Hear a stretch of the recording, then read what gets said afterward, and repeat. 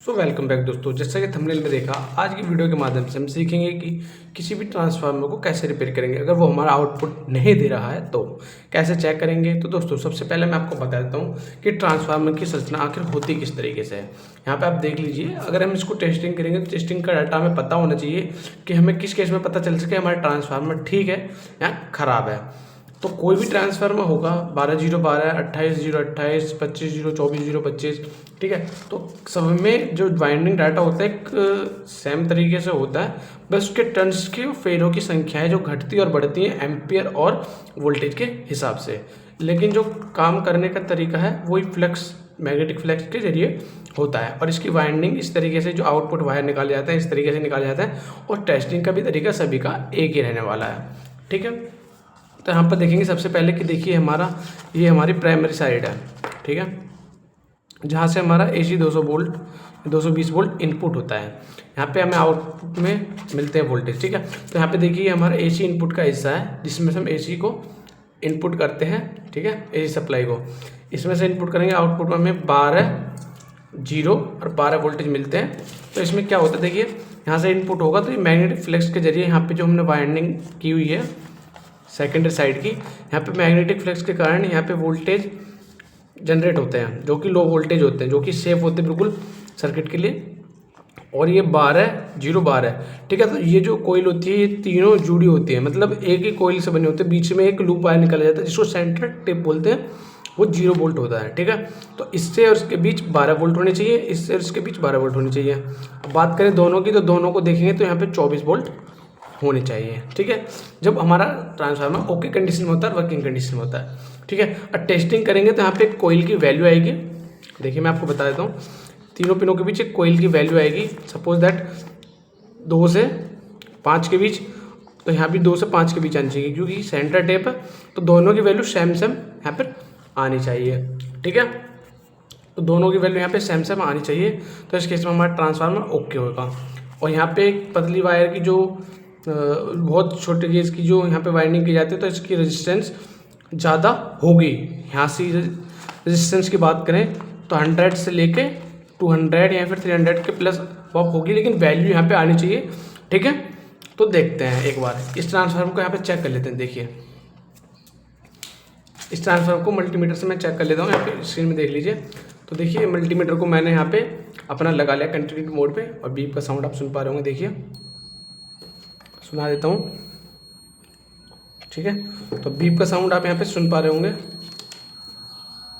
ठीक है। तो हमारा मल्टीमीटर जो वो बीप का साउंड यहाँ पे दे रहा है। अब हम यहाँ पे इसको चेक करेंगे कि ये वैल्यू हमारी आ रही है कि नहीं आ रही है। तो सबसे पहले हम यहाँ पे प्राइमरी साइड को चेक कर लेते हैं। प्राइमरी साइड पर चेक करने पर कुछ वैल्यू आनी चाहिए। ये देखिए यहाँ पर हमें कोई भी वैल्यू देखने को नहीं मिल रही है, यानी कि जो इसकी जो वाइंडिंग डाटा है, यानी कि कोई भी वैल्यू यहाँ पे प्रेजेंट नहीं हो रही है। तो हमारे एल्यूमिनियम के ट्रांसफार्मर हो सकता है हमारे से कनेक्शन लूज हो गया हो। ये तो बहुत कम चांस है कि हमारा यहाँ पे जो कोयल है वो जल गई हो, ठीक है। तो इसको रिपेयर करेंगे, ठीक है। तो देखिए यहाँ पे भी कोई वैल्यू शो नहीं हो रही है। इस साइड हम चेक कर लेते हैं। ये हमारा सेंटर टेप है जो कि पीला वाला है, बाकी दोनों ग्रीन वोल्टेज के पॉजिटिव के। तो देखिए देख लेते हैं यहाँ पे भी हमारी कोई वैल्यू शो नहीं हो रही है। स्क्रीन में आप देख पा रहे होंगे, ठीक है। कोई से भी कनेक्शन के साथ कोई भी यहाँ पे वोल्टेज हमें यहाँ पे नहीं मिल रहे हैं, कोई भी कनेक्शन हमें यहाँ देखने को नहीं मिल रहा है। अब बात करते हैं, हमारे पास एक ट्रांसफार्मर और है। ये हमारा 5 एम्पेयर का था, 12-0-12 5 एम्पेयर, और ये हमारा लगभग 1.5 एम्पेयर का है। तो हम इसकी सबसे पहले प्राइमरी साइड को चेक करते हैं। तो देखिए प्राइमरी साइड की हमारी वैल्यू यहाँ पे शो हो रही है। ये देखिए 111 यहाँ पे शो हो रही है, देख पा रहे होंगे आप, ठीक है। तो ये केस हमारा बताता है कि यहाँ पे जो हमारी प्राइमरी वाइंडिंग है वो ठीक है, ठीक है।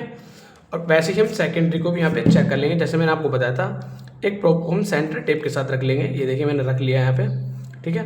और बाकी दोनों के साथ चेक करेंगे मल्टीमीटर की स्क्रीन पर देखते हुए। तो देखिए एक के साथ चेक करता हूँ, तो यहाँ पे बीप के साथ कुछ वैल्यू आ रही है। तो देखिए मैंने आपको बताया था 2 से 5 के बीच आनी चाहिए। देखो 3 वैल्यू यहाँ पे आ रही है जो कि हमारा आउटपुट में है सेकेंडरी साइड, ठीक है। ऐसे ही सेम वैल्यू दूसरे के साथ आनी चाहिए। अगर ऐसे वैल्यू शो हो रही है तो इसका मतलब हमारा ट्रांसफार्मर बिल्कुल ओके है, कोई प्रॉब्लम नहीं है। यानी कि वर्किंग कंडीशन में है। तो इसको हटा लेंगे, इसको देखेंगे इसको रिपेयर कैसे करना है। ठीक है, तो देखिए सबसे पहले मैं आपको बता दूं, अगर इसको पूरा रिपेयर करना है हमें, तो हमें इसके जो नट और एलिमेंट्स की पत्तियां वगैरह यहाँ पे खोलने होंगे। तो मैं अभी इसको खोल नहीं रहा हूँ, मैं सिर्फ आपको यहाँ पे दिखाने वाला हूँ अपनी सेकेंड साइड को रिपेयर करके, क्योंकि जो प्राइमरी सेकेंड बाइंडिंग है उसको ठीक करने के लिए हमें किसको, पूरी जो हमारी सेकेंडरी वाइंडिंग है उसको खोलना पड़ेगा, क्योंकि प्राइमरी इंटरनली अंदर की तरफ होती है। ठीक है, अभी मैं आपको यहाँ पे दिखा देता हूँ, इसको एक खोल लेते हैं और चेक करते हैं कि कहाँ पे हमारी दिक्कत बनी हुई है। तो देखिए मैं यहाँ पे इसको खोल लेता हूँ। तो देखिए यहाँ पे हमारा जो वाइंडिंग का जो डाटा है उसमें आप साफ दिख रहा होगा कि यहाँ पे जो हमें वायर का यूज़ किया गया है वो हमारा यहाँ पे एल्यूमिनियम का वायर है। थोड़ा सा जूम करके दिखा देता हूँ मैं आपको, यहाँ पे देख लीजिए। ठीक है, तो ये हमारा एल्यूमिनियम का वायर है। अब हम इसको देखेंगे कि आउटपुट क्यों नहीं दे रहा है। ठीक है, अभी हम इसके यहाँ बिल्कुल जड़ में चेक करेंगे कि आउटपुट की प्रॉब्लम क्या है, आउटपुट क्यों नहीं मिल रहा है। ठीक है, तो अब यहाँ पे चेक कर लेते हैं क्या वाइंडिंग में ही दिक्कत है। तो देखिए यहाँ पे,